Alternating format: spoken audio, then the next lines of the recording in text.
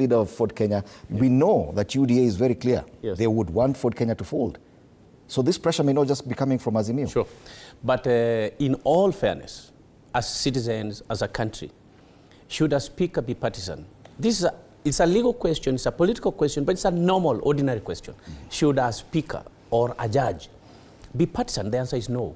When you are an arbiter, when we elevate you to the position of now you are the Speaker of our Parliament, the first thing you must do, and you can see this in Ole Kaparo, in Speaker Marende, you know, the moment you are elevated to the Speaker, you completely sacrifice all your ambitions in terms of becoming a member of Parliament, a political party leader, and in fact in our laws today, a Speaker cannot be an elected member of Parliament.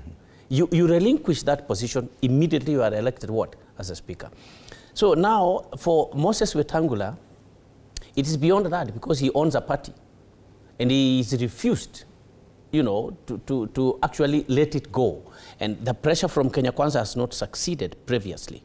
And that's why we are saying that in political power in this country, when you smell that you are likely to step into State House or into the position of a speaker, people will do anything to actually remove, you saw what they did to the former deputy president. It's not that everybody wanted him out, but when people smell that they are likely to occupy certain positions, they will regroup and actually take an action that will be detrimental to the speaker in this case. So it is not right for the speaker to sit there as owner of a party and at the same time as Speaker of the National Assembly. Right. And whether it is Azimio or ODM pushing for his removal, that would be justified. All right. Fred, two things, 2 points come to play here. One, let's be very candid about this.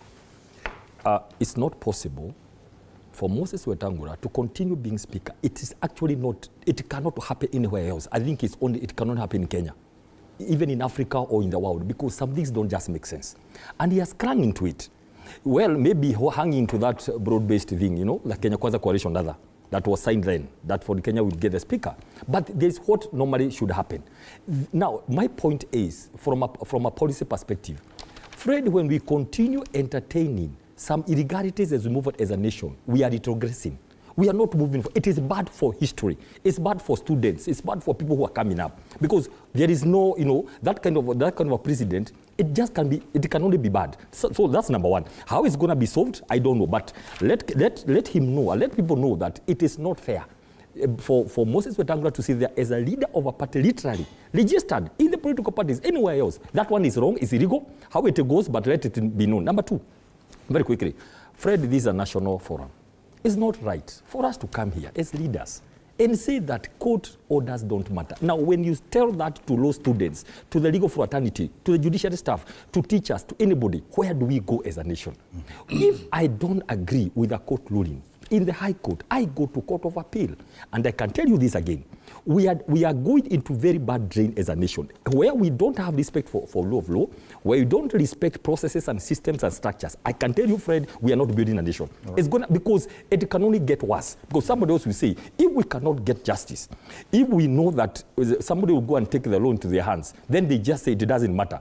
That one will not go anywhere. What we know, we are not wishing anybody ill, but I can tell you this. Mheshimiwa can come and tell us, no, there's peace, you know, paradise is okay. But we know.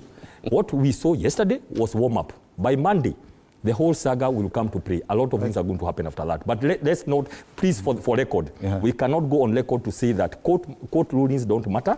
As far as we know, as far as Kenyans know, GOtv is a leader of majority, as far as we know. And that's why the system couldn't allow the two of them to go somewhere yesterday, because they are going to keep the broad-based. He is a leader of majority, as far as the Kenyans know. I'll take you back to that pronouncement about what happens in Parliament and the courts, because you're the one who said that. Now, on this position of the Speaker's position,